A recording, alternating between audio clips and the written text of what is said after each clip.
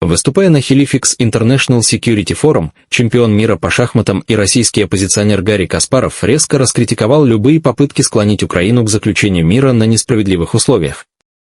Если бы не Украина, российские танки уже стояли бы в Польше. 4 года Украина сражается за всю Европу, а мы еще обсуждаем, принимать ли ее в НАТО, заявил Каспаров. Также Каспаров напомнил, что сегодня Украина – единственная сила, которая сдерживает российскую армию и Путина, не пускает их дальше в Европу. Это не про то, сколько у вас оружия и боеприпасов. Это про то, готовы ли вы воевать и умирать. У вас есть канадская бригада в Латвии. Какой приказ у этой бригады? Откроют ли они огонь, если россияне пересекут границу? Мы знаем ответ. Вы будете совещаться, и на это уйдет вечность, заявил он. Каспаров подчеркнул, что НАТО был создан с одной целью – уберечь свободную Европу от российской агрессии. Украина – единственная страна, которая воюет, а мы все еще обсуждаем, принимать их в НАТО или нет. Украина – единственная страна, которая воплощает предназначение НАТО. И мы должны им все, призвал политик. This is the best, show Putin can hope for. Not a single straight answer. It's not about how many weapons you have, ammunition. It's are you willing to fight and die? Oh, it's nice. You have a Canadian-led brigade in Latvia. What's the order for this brigade? Will they shoot if Russians cross the border? We know the answer. It will take ages to negotiate. I still didn't hear a clear response to, it's not, I can't even imagine this. How can we discuss seriously the deal made by Trump's business partner? It's a real estate deal to enrich Trump's family and sell Ukraine.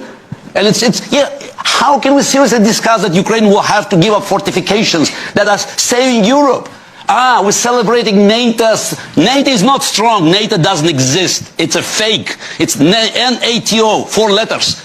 The reason you are still sitting here and celebrating it, Ukraine is dying every minute. It's a massive sacrifice.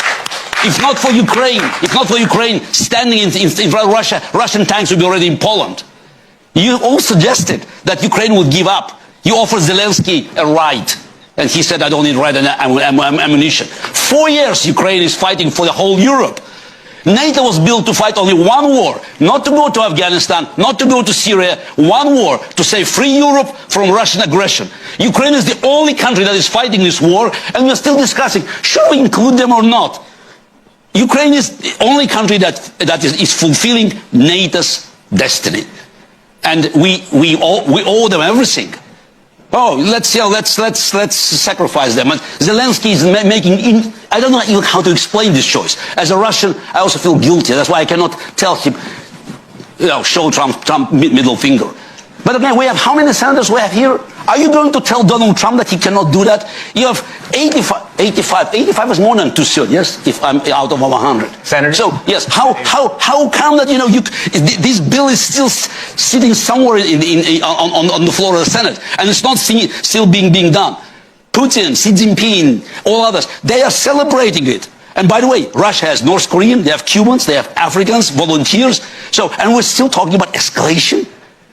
We have everything, military, political, economic powers on our side, and we're still losing the war.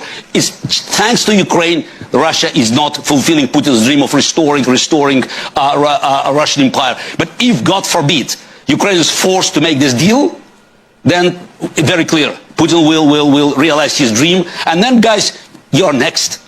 But you are not willing to fight. I'm tempted to get you to respond, but let's